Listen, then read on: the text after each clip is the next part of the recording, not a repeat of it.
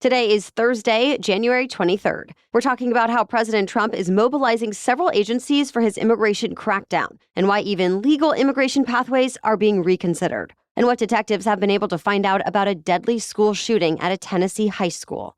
Also, a far-right militia leader was at the Capitol. We'll tell you why. Plus, more destructive wildfires forcing evacuations in Southern California. Another chapter in a celebrity legal saga. And the biggest home trends of 2025. Those stories and even more news to know next. Welcome to The Newsworthy. All the day's news in around 10 minutes. Fast, fair, fun, and on the go. I'm Erica Mandy. Thanks so much for being here. You ready? Let's do this. Another American high school is now in mourning in the wake of a deadly school shooting. Police say a 17-year-old student opened fire in the cafeteria and shot two other students before turning the gun on himself. A 16-year-old girl died, and so did the shooter. The other boy who was shot is expected to survive. So far, detectives don't have a motive, but they have found an online manifesto the shooter apparently wrote in which he talks about wanting to take revenge against society. He also praised Adolf Hitler and included explicit photos from previous school shootings. Students, community leaders, and local clergy got together for a vigil last night. School is canceled for the rest of the week. Two of the country's most notorious far-right leaders are now looking for revenge. Proud Boys leader Enrique Tarrio and Oath Keepers militia leader Stewart Rhodes were both sentenced to about 20 years behind bars for their roles in plotting the attack on the U.S. Capitol. But they were both freed by President Trump's clemency grants. Soon after his release, Tarrio went on conspiracy theorist Alex Jones's podcast, where he said the prosecutors and investigators behind his criminal case, quote, need to feel the heat. Rhodes is also saying he's looking for payback, that he has no regrets, and that history should remember January 6th as Patriots' Day. Rhodes visited Capitol Hill yesterday and met with House Republicans. This week, Trump was asked about whether far-right groups like the Proud Boys and Oath Keepers would have a place in the political conversation now. The president's response, quote, we have to see. Granted, a lot of the people who were involved in January 6th have made it clear they're no longer aligned with those groups. In fact, at least a couple of them say they're rejecting Trump's pardons, saying they now realize what they did was wrong and that accepting clemency would be an insult to Capitol police officers. They're not alone in that either. The largest police organization in the U.S. that backed Trump in the last 3 elections condemned his decision to pardon all of the rioters, including those who attacked officers. President Trump has defended his pardons, though, saying the rioters love the country and that their punishments were excessive. Meanwhile, House Republicans are launching yet another committee dedicated to investigating the January 6th attack. House Speaker Mike Johnson says it should expose how the first House committee was politically motivated and pushed false narratives. President Trump has received the first bill he intends to sign into law since making his White House comeback, and it's one that has bipartisan support. It's meant to make it so undocumented immigrants arrested for burglary, theft, larceny, or shoplifting would have to be put into federal custody. In other words, it broadens the list of charges that would subject migrants to being held and potentially deported. And now that both the House and Senate have signed off on this, President Trump is expected to sign it into law soon. Though the Immigration and Customs Enforcement, aka ICE, says it won't be able to actually enforce the measure without another $26 billion for personnel costs, detention resources, transportation, and more. So that could be another issue debated in Congress. Local and state law enforcement will have to cooperate as well, and not just with that law, but others concerning migrants. The U.S. Justice Department says any state or city officials who refuse to help the Trump administration carry out its immigration agenda can be prosecuted. Plus, reports say President Trump is now giving immigration enforcement authority to several other agencies like the DEA, ATF, and U.S. Marshals Service. Separately this week, the U.S. Coast Guard sent forces to what the government is now calling the Gulf of America and the southeast shoreline to prevent mass migration from Haiti and Cuba. It's also putting more resources into the areas around Alaska, Hawaii, and U.S. territories. And the Pentagon says it started deploying active duty troops to help secure the U.S.-Mexico border. Another development this week, the State Department suspended all flights that were set to bring 10,000 approved refugees into the U.S. Now, these are people who have fled war and persecution and have already gone through the sometimes years-long vetting process to start new lives. For example, more than 1,600 Afghans who assisted in America's war effort. President Trump explained, saying the U.S. is already being taxed by record levels of migration. He told the state and Homeland Security departments to issue a report in the next 3 months to detail whether it's in America's best interest to admit more refugees in the future. To be continued. A new fire exploded in Southern California this week, again forcing more than 50,000 people out of their homes. This one broke out about 50 miles north of Los Angeles, and it grew quickly, fueled by strong winds. Within 6 hours, it charred through 15 square miles near Lake Castaic. But as of this morning, there's no reports of homes being destroyed. While the new fire raged, the two massive and deadly fires that have been burning for weeks, destroying thousands of homes, came under greater control yesterday, and more people were allowed to return to see what's left of their neighborhoods. A series of smaller wildfires have also been mostly extinguished. A red flag warning is still in effect, though, through tomorrow morning because of dry, windy weather. Southern California has gone without significant rain for 9 months. But at least some rain is in the forecast this weekend.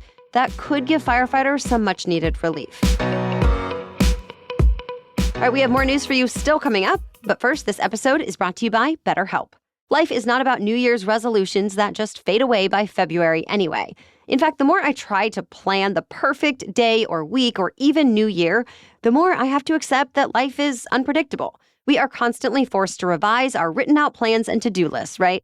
So think of therapy as your editorial partner, helping you to revise and write new chapters in the meaningful story you deserve to live alongside the chaos. Therapy has continued to show me that it's not about ignoring or denying life's curveballs, but instead learning to accept and manage them in the best way in order to thrive. And honestly, sometimes it's just about getting everything off my chest to someone who will know exactly what to say with no judgment, so I can then move on quickly. BetterHelp makes it easy to get started with therapy since it's all online. It's affordable, convenient, and has thousands of credentialed therapists.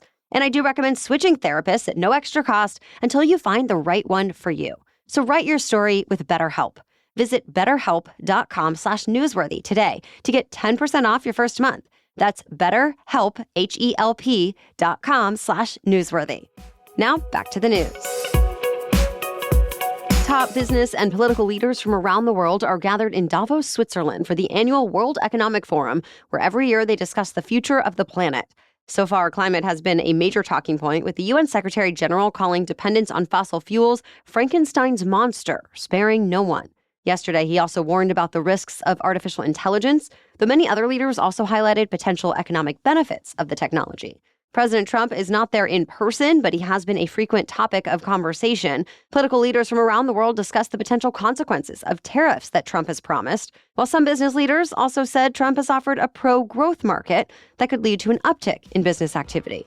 Trump himself will address the World Economic Forum today by video. Diversity, equity, and inclusion programs, also called DEI, continue to be a major target for the new Trump administration. Remember, President Trump already signed an executive order ending DEI programs government-wide. Then yesterday, all federal employees working on DEI were put on administrative leave, and the programs were officially shut down. The Trump administration also told federal employees they should report colleagues who don't follow the executive order, and warned agencies against trying to get around the order with coded language. Another Trump executive order authorized investigations of DEI programs even outside of the government. Trump says the DEI rollback is designed to restore meritocracy and make sure everyone has a fair chance in the workplace. But supporters of DEI programs say they're crucial for protecting people's rights and often contribute to more dynamic, innovative workplaces. In the private sector, major companies like Meta, McDonald's, and Walmart have already scrapped DEI programs in recent months. Others like Costco, JP Morgan, and Goldman Sachs have resisted calls to do the same. The legal feud between two movie stars has taken another new turn. Justin Baldoni's lawyer and public relations team released behind-the-scenes footage from the making of It Ends With Us. And now both Baldoni and his co-star Blake Lively say the video proves their point. It shows a scene that was specifically mentioned in Lively's sexual harassment lawsuit, in which Lively and Baldoni are slow dancing for a part in the movie. You can also see Baldoni caressing Lively, leaning into her neck and saying, "It smells so good."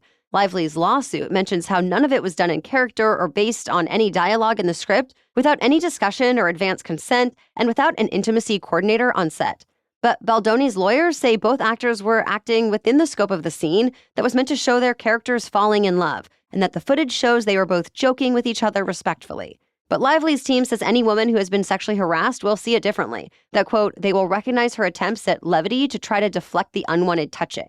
And now Lively's lawyers are demanding a gag order against Baldoni's lawyer, saying this is the kind of evidence that should be brought up in court, not the media, since it could ultimately influence a jury. Well, that's getting pushed back too. Fox News cites sources who say it's not fair that Lively would publicly raise allegations against Baldoni and then request a gag order so he can't defend himself. Remember, Lively sued Baldoni for sexual harassment, retaliation, emotional distress, and more. Baldoni then filed a countersuit against Lively for extortion, defamation, invasion of privacy, and more. So, to be continued. Well, movie stars and film buffs from around the world are descending upon Park City, Utah. The Sundance Film Festival kicks off today. Over the next 11 days, about 90 movies are premiering. This year, some of the most highly anticipated movies include a musical adaptation of the book Kiss of the Spider Woman, Train Dreams about a laborer building railroads in the early 20th century, and a horror movie called Together, starring real-life couple Allison Brie and Dave Franco. Plus, documentaries about people like Selena Quintanilla, Pee Wee Herman, and more. Sundance runs through February 2nd, but if you can't make it, you can stream some of the movies online starting January 30th. Well, that's it for the main news today, so now it's time for Thing to Know Thursday. But first, a quick break for our sponsor. For thousands of years, explorers searched for the mythical fountain to restore youth and cure anything. And it was never found, despite what some people on social media may try to tell you. But hey, we do have collagen at least. It's surely not a miracle, but it is proven to help you look and feel more healthy. Ancient Nutrition's mission is to create high-quality supplements that combine the best of ancient wisdom and modern science. Ancient Nutrition's multi-collagen advanced lean supplement contains 10 types of collagen from 10 real food-based sources. It's powered by clinically studied ingredients that promote healthy weight management and building lean muscle. Collagen can also reduce joint discomfort and improve the look and growth of your skin, hair, and nails. So I love knowing that I'm doing something good for my body every day by adding just a scoop of this in my morning smoothie or coffee, and it helps me feel my best. Right now, Ancient Nutrition is even offering 25% off your first order when you go to ancientnutrition.com/newsworthy. That's ancientnutrition.com/newsworthy for 25% off your first order. ancientnutrition.com/newsworthy. Okay, now back to Thing to Know Thursday. Home buying trends are evolving in 2025. Home listing service Zillow released a report analyzing keywords home buyers use when looking for houses and identified 5 key trends, starting with natural disaster protection. Buyers are increasingly looking for hurricane-resistant houses and seismic retrofitting to protect against earthquakes. They're also looking for more eco-friendly homes as climate concerns influence buying decisions beyond just disaster protection. Cozy was another major search term for people looking to buy houses. Since people spend more time in their houses given the prevalence of remote and hybrid work, many homebuyers want comfortable spaces they see as sanctuaries. Going with the cozy theme, people are looking for spa vibes at home, especially when it comes to luxury bathrooms. And vintage is also in as a way to evoke the warmth and comfort of the past. All right, thank you so much for listening today and for making us part of your daily routine.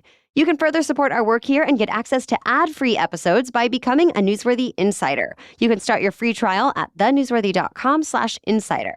And Wondery Plus subscribers can listen to episodes of The Newsworthy ad-free in the Wondery app. We'll catch you up on more news to know tomorrow. Until then, have a great day.